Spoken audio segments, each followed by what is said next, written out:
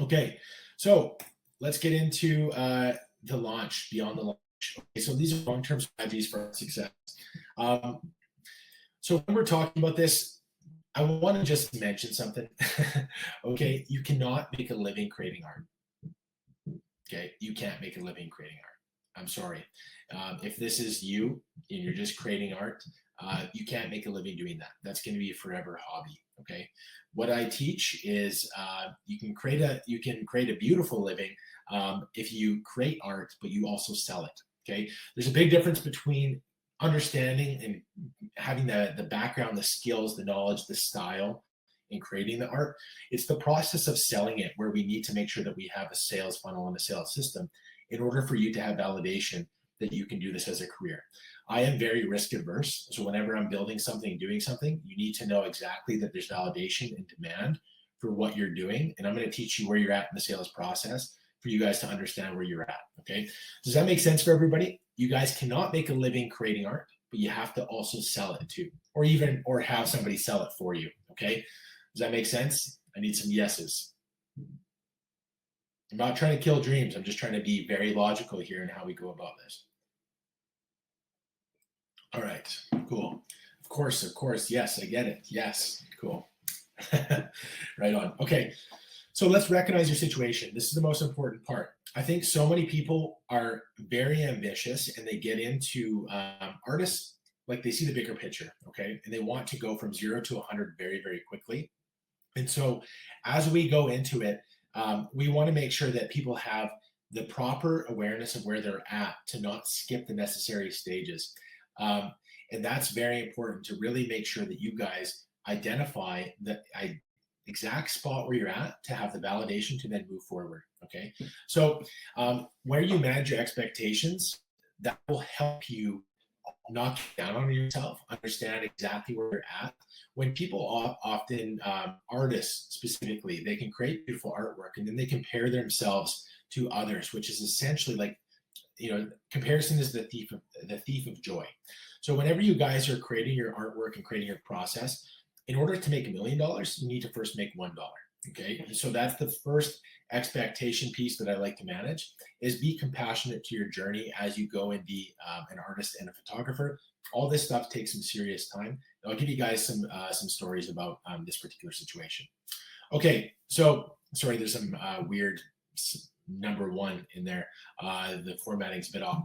So tell me, who's in stage one? Who's a part-time art as a hobby? Do you have a full-time job, but you love to create artwork on the side? Now you're thinking about monetizing it. So who's in stage one? You just do hands up, thumbs up. That's me. Okay, we have Karthik, Stephanie, Greg. Gave up full-time to do art full-time. Okay, amazing, Elizabeth. So Sean says that's me. Nate. Okay, cool. Great. Stage two. Sorry, this formatting looked a little bit weird. Retired, but well into stage one. Okay, perfect, Emery. So majority of your income is coming from creating art.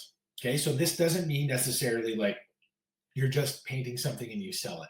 This could mean that you're doing commission work, commercial work, where you're doing something on the side that is actually producing you income. So this is like multiple revenue streams. Typically stage two, the easiest stage two is essentially using your artwork as a service. So that's a lot of commission work, but you're working on other people's time, plus the creativity has been suppressed a little bit because we're essentially trying to create validation.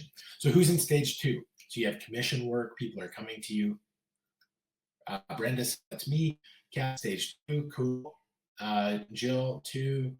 Jonathan, me. Elizabeth, two. Sai, me. Okay, awesome. In between, yeah, quit my job to do a full-time now, part-time, in between, amazing.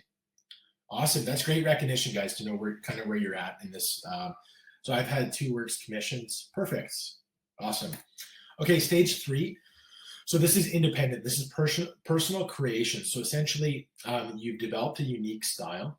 There's demand for your style, and you've created enough income from creating products. Okay, so this is stage 3, where you're essentially independent, where people appreciate your individual niche or your style, but you're also on a methodical. You're basically managing cash flow. So this is where you have to take on 3 commissions per month in order to pay the bills. Who's in stage 3?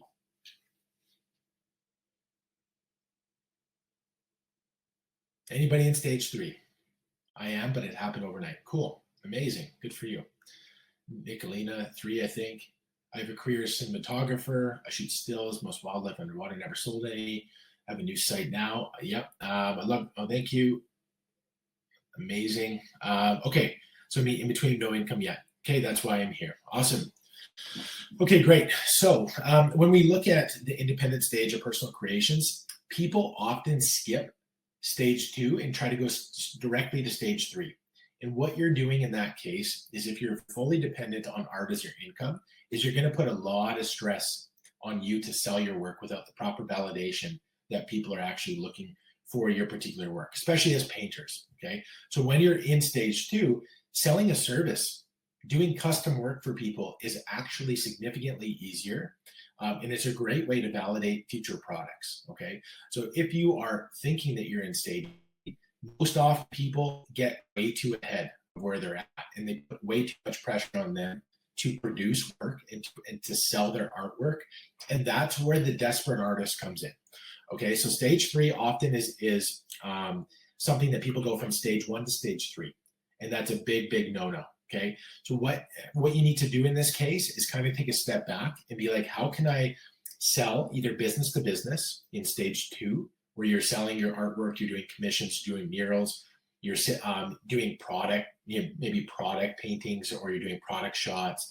That will actually provide you with the cash flow necessary in order to get to stage 3, where you're buying time. Okay. So if you go directly from stage 1 to stage 3, all you're doing is you're basically putting too much pressure and expectation on yourself to sell your work where you don't have that proper validation that you can pursue this. Does that make sense for everybody? Where they're at stage 3 and they're like, oh my God, I need to sell. If I don't sell 5 pieces of artwork, I'm gonna lose my shirt. Yes. So okay, you're absolutely right. That's definitely me. Too much stress. Yeah, exactly. So when you're doing this, it's so important to understand that it's okay to take on commissions. It's okay to do commercial work. You don't need to necessarily market that on your social media. You can stick with your particular independent creations and the methodical way of how to do that.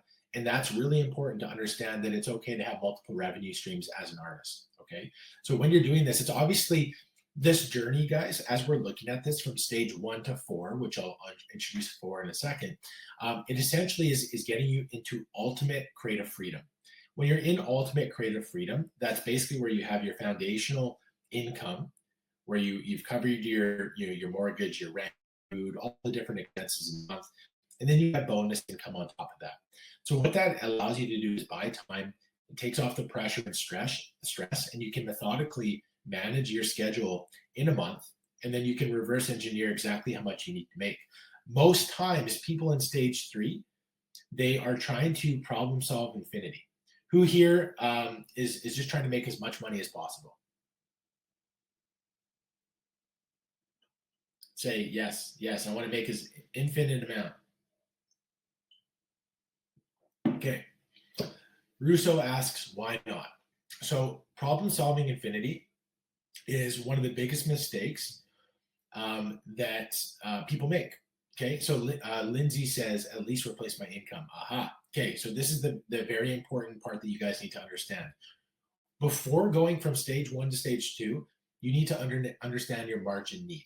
Okay, in order to have the particular freedom as an artist and pursue this, margin need is basically understanding what do you need to make in a given month or in a given period, where you have make sure that you had your foundational cost covered and more, right, for any unanticipated expenses. That is going to help you understand how to price your artwork, how many people you need to speak to in order to get jobs, how to make sure that you have enough jobs coming in where you have a pipeline full of work, so that you can actually build a strategy behind selling your artwork. So what I mean by this is, if we're looking at going from part-time hobby to number 2, what I would be doing in stage 1 and stage 2 and stage 3 are completely different. So I'm going to help you to give it an idea. So stage 4, that's, I don't know why the formatting's off a bit, guys, but the free artist, okay? So the free artist has full creativity to kind of do any muse that they want to do. They can focus on anything and have, I want to go pick a picture, a Rubik's Cube in a field, I'm going to go do that and I can sell it because I have built up the demand for myself as an artist. Plus, people are vested in what I'm doing and what I'm working on for projects. Okay. So that just means you have full control of your access for cash flow. So cash flow is the most important thing in any business. What that means is that you need to have validation that your products or that your service are working and that people are demanding it for you to build up, you build up your financial freedom to be an artist. Okay.